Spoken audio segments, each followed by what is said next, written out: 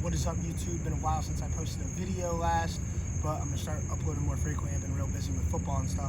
But today I wanted to talk about the progression, evolution of consciousness along with spiritual awakening and what that means. So we all have a point, a turning point in our lives where we awaken to our own internal divinity and we start to see the world as an outward manifestation of ourself rather than the external world as separate. Right? We start to see less of ourself as I and more of we, right? And we've all heard about the all-seeing eye, right? You know, it's on the dollar bill. And that all-seeing eye is a very profound premise of that once you lose the sense of I as an I am Cory, you start to embody the sense of I as an all, right?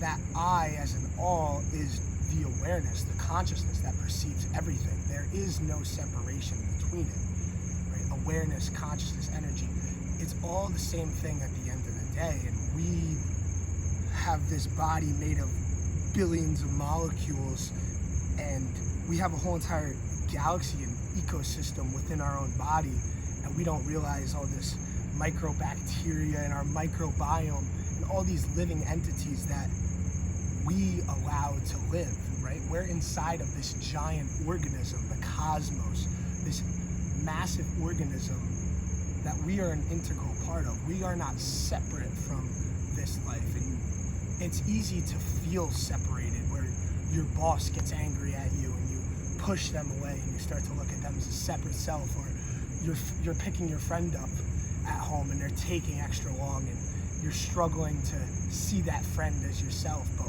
when you start to be able to look at the entire physical world as a manifestation of yourself, and the physical manifestation as God, it begins to transform the lens by which you see the world in. And something I've been practicing a lot recently is mantra, and I've been focusing very intently on Ram, Ram, Ram, right? And not that I'm seeing a bearded man in front of me all the time, but I'm noticing the divinity within everything. I'm noticing the divinity in the trees. I'm noticing the divinity in subtle emotions that people show, and their emotional states and their happiness and their words. And I'm able to see through the veil, if you will. And it's been really helping me align myself with singularity and oneness. And rather than seeing that separate world, I'm becoming and assimilating myself back into it. Because what a spiritual awakening is a remembering. We've forgotten our true nature. And I always say, like, we are human beings. We need to become beings again, not just humans, infatuated with technology and pleasure and dopamine. But we need to find fulfillment, and we need to find what allows us to stay grounded within ourselves and allows us to live prosperously and allows us to prepare for the unknown. And that unknown being death, something that we really externalize and we fear. We fear the unknown. But when we can embrace the unknown, when we can look to the unknown with optimism, when we can look to the unknown with optimism, we begin to see our reality now change. Because the past is the past and the future is the future. The present moment is all we truly have. So we a lot of times go through life looking towards a future, a false future or a false past, living in guilt or anxiety, right? But when you begin to live presently in this moment, enjoying this creation, right, we begin to see the peace and love and joy of this present moment. We begin to live in creation, as some might say. Like, I am creation, living within creation. And this creation is so beautiful. And we've lost touch with how beautiful life really is, and the subtlety of life. And we try and look at the morning, we wake up tired and we say, oh, I don't want to go to work today. But like, no, like, you get to go to work today. I say to my friends at school, I've been trying to uplift everybody with a little bit of spiritual knowledge every once in a while, or just like little quotes and stuff like that. And I say, like, every day I open my eyes is a great day. Every day I get to go to bed is a great day. Like, every day I have a roof over my head is a great day, because it's always a great day. Every day the sun is shining, it's a great day. It's another day on planet Earth, another day of experience, right? And that's all we can truly do, because we like to think of ourselves as the doer of actions, but we are the experiencer of actions. We are simply watching this life, but we get caught up in identifying with this life and attaching to these emotions and these physical things we like to call our own. Like, I like to say that the 5D warriors is my creation, but no, I'm just simply experiencing and manifesting the 5D warriors into existence through me. This physical body is the vehicle by which the 5D warriors has a platform, right? I'm simply the experiencer of that knowledge. I've been reading new texts about cosmic intelligence, as in the Bhagavad Gita, through Hinduism, an excerpt of the Mahabharata, an ancient Hindu epic, right? An ancient Sanskrit epic. And it just has very profound knowledge of self and yoga and union and coming into one with God. How do we not stray from God? How far have we strayed from God, and how do we find our way back to purity, back to innocence, back to oneness?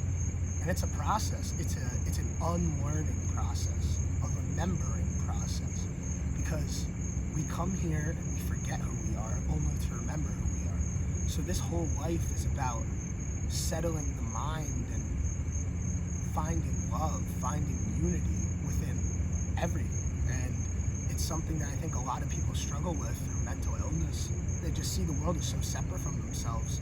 They see the world as bad. They have these ideas, these false ideas about the world, that it's out to get them, that they're not good enough, but they are all the world needs, and the world is all they need. Like, it all fits perfectly. It's all a puzzle, and you are that piece to the puzzle. So when we can come to realize and appreciate our spot, our minuscule spot in this cosmic existence, I think we find ourselves in a much more fulfilled state. I've got some fish jumping behind me, but just being able to enjoy it all, being able to enjoy this moment. And I'm sitting here in a lotus pose. I'm feeling grounded with my shoes off, trying to connect to nature as much as I can and try and embody what I am, what I truly am. What is my dharma? What is my path in this life, and how do I fulfill that role to the best of my ability? How do I fulfill my Coriness as best as possible? And I feel my Coriness is somebody who expresses themselves creatively, who is embodying nature and being. So I need to embody that and become that as best I can, right? And if I didn't, that would be not fulfilling my destiny, I would like to say, right? We have dharma, which is the path. There's a frog back there, something, fish. But we have our dharma, which is our path, right? That we've set up for ourselves through many incarnations, and karma is how we fulfill that path. So I see how my life is playing out and what I'm setting up for myself in the future, and what I am setting up for myself in the future, what has been set up for me. And I'm simply living that out, simply experiencing this life. This life is just a movie, right? And we think we're the director of this movie, but we're simply just viewing the movie. We're sitting in the movie theater and we think we directed it. And it's a cosmic joke. We become so identified and caught up in self, we forget to realize what else is out there and the true beauty of it all. And I think once we realize the beauty and the divinity within everything, we begin to see it in ourselves, and we begin to project it onto the world, and we begin to see that reflected back to us. So when we can emanate positivity, when we can emanate happiness and joy and bliss, we see that return to us. And obviously, we've spoken about the law of attraction, but it's just something karma. When you put out good karma, you receive good karma in return. And when we follow this spiritual path, we will attract others who are on this same path, others who will share their knowledge, share their wisdom with us. And it's a beautiful thing when we can build a community and build relationships with people who are also so passionate about their dharma and their path and their self and their relation to this cosmos, and realize they're not so separate from it. They're just as an integral part as you, and they are not separate from you. Try and see the world through a different lens. See people as souls and not people. See people as just a fellow soul on this incarnation, experiencing this earth. And it all becomes so beautiful. It starts to flow. It starts to be a dance. We're dancing through life rather than identifying with outcomes. And we're just being life. We're not identifying with life. So let's start to be life again, turn into human beings,